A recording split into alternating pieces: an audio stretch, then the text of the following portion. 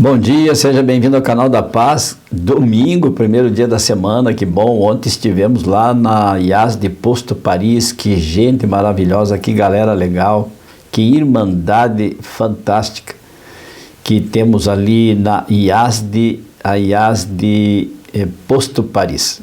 Estivemos lá compartilhando a palavra pela manhã e tivemos lá momentos gloriosos, momentos de grande reflexão, de presença do Senhor, presença do Espírito Santo, de adoração e louvor.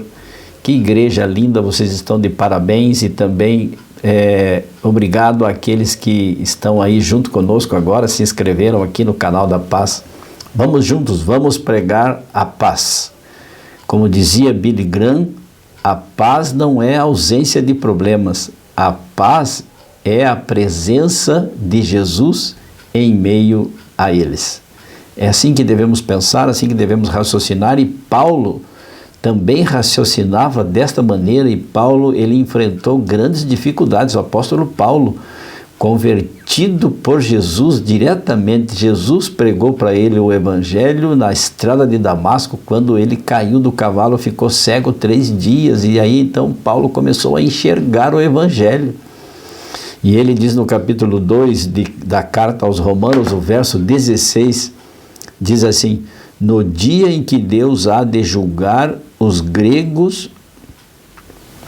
E no verso 16 ele diz assim: no dia em que Deus há de julgar os segredos dos homens por Jesus Cristo, segundo o meu evangelho. Paulo enfrentou grandes correntes de contrariedades, correntes de perseguições, correntes de pessoas contrárias aos seus ensinos, porque ele pregava a Jesus Cristo, Jesus ressuscitado, Jesus crucificado. Veja o que diz 1 Coríntios 1, 23. 1 Coríntios 1, 23 diz assim, mas nós, diz ele, Paulo, né? Mas nós pregamos a Cristo crucificado, que é escândalo para os judeus e loucura para os gregos. Paulo enfrentou a idolatria, Paulo enfrentou a oposição à ressurreição. Havia uma classe de judeus que não aceitavam a ressurreição, não acreditavam no Cristo ressurreto. Outros acreditavam em politeísmo, ou vários deuses. Os gregos, por exemplo, né, a doutrina, a cultura helênica rejeitava os ensinos de Cristo sobre Cristo, um Cristo que salva, um Cristo perdoador. A mitologia grega virou de ponta cabeça o cérebro dos helênicos, mas Paulo ele continuava pregando o Cristo crucificado, como lemos em 1 Coríntios 1, 23. Por isso Paulo dizia assim: no dia em que Deus há de julgar os segredos dos homens por Jesus Cristo, segundo o meu evangelho. Será que Paulo tinha um evangelho próprio? Ele estava criando uma igreja, um evangelho segundo o entendimento dele? De maneira alguma. Paulo pregava o Cristo crucificado. É que os judeus e muitos gentios e os gregos não aceitavam a pregação do evangelho. Não aceitavam a Cristo Jesus, tanto que também o crucificaram. Este é o evangelho que Paulo pregava. É deste evangelho que está aqui registrado no Novo Testamento, os 4 evangelhos que convergem para toda a palavra de Deus, porque a palavra de Deus não se contradiz, a palavra de Deus não muda, Deus é imutável. O que ele disse lá no Antigo Testamento está confirmado no Novo Testamento. Aliás, quando Jesus viveu aqui neste mundo, não existia Novo Testamento, nem os evangelhos, nem as cartas de Paulo. Posteriormente é que foram escritas, e também os evangelhos foram escritos depois da ascensão de Cristo. Portanto, Cristo confirmou os evangelhos lá do Antigo Testamento, porque lá em Zacarias, lá em Oséias, Isaías, já estava prefigurada a chegada do evangelho. O evangelho é uma pessoa, o evangelho é salvação, é boas novas de salvação que está centrada em Jesus Cristo. Então Paulo ele, quando disse assim, eu prego segundo o meu evangelho, não era o evangelho dele, mas o evangelho de Cristo, o evangelho por quem ele foi convertido na estrada de Damasco. Paulo sabia o que estava dizendo e temos hoje registradas as maravilhas, a teologia que Paulo desvendou através da inspiração do Espírito Santo, a salvação, a justificação pela fé, a santificação, o arrependimento, o perdão e a graça de Cristo, como diz ele lá em Efésios 2:8, porque nós somos salvos mediante a fé e não pelas obras, para que ninguém se glorie.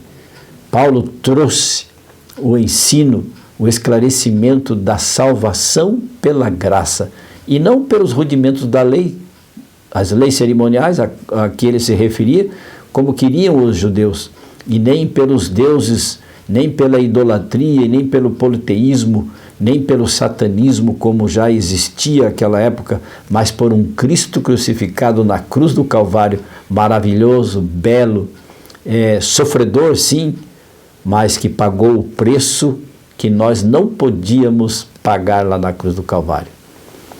Que tal? Você quer aceitar este evangelho? O evangelho eterno, o evangelho que salva, o evangelho que transforma?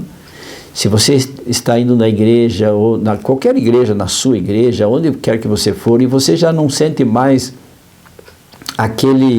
aquela alegria, aquele prazer, aquele entusiasmo que você tinha quando você se batizou, você já não sente mais aquele prazer e alegria de estar adorando a Jesus. Se Jesus já não faz mais diferença na sua vida, não cria em você nenhuma reação, é hora de você rever os seus conceitos de fé, de amor por Jesus Cristo.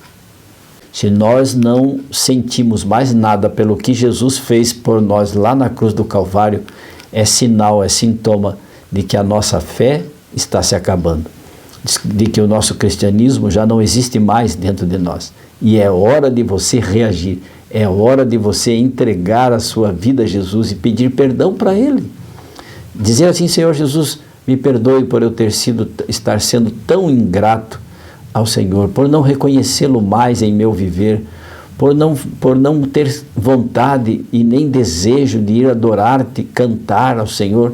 As redes sociais têm me ocupado todo o meu tempo, toda a minha mente, e a minha mente está tomada por esta enchente, por esta poluição de informações e de notícias e de loucuras que a internet tem publicado, tem veiculado nas redes sociais. Peça perdão para Jesus. Ele entende você, Ele te aceita, Ele te abraça e Ele te perdoa. Vamos orar neste domingo para que Jesus entre em nossa vida, para que Jesus habite em nosso viver, para que Ele transforme as nossas vontades, os nossos desejos e nos dê um coração sensível, amoroso e perdoador, um coração novo, santificado e salvo. Feche os seus olhos, se puder, incline a sua fronte e vamos orar. Senhor meu Deus, nos perdoe, por favor, se temos nos distanciado do Senhor, se temos andado de costas para o Senhor, se a sua pessoa maravilhosa, o sofrimento da cruz, a crucifixão, a história da redenção lá no Gólgota não tem mais surtido efeito em nossas vidas, por favor, Senhor Deus, nos reanime. Venha habitar em nosso viver, transforma pelo seu poder, o Espírito Santo, a nossa vida. Assim é que nós oramos, queremos estar com o Senhor, andar nos seus caminhos, fazer a sua vontade e não a nós. Oramos, rogamos a sua presença, clamamos em nome e pelo poder de Jesus, agradecidos, oramos. Amém. E lembre-se, amigo, amiga, aquele que ouvir a palavra de Deus, este habitará seguro, em paz, tranquilo e sem temor do mal. Fique com Deus. Amo vocês. Tchau, tchau.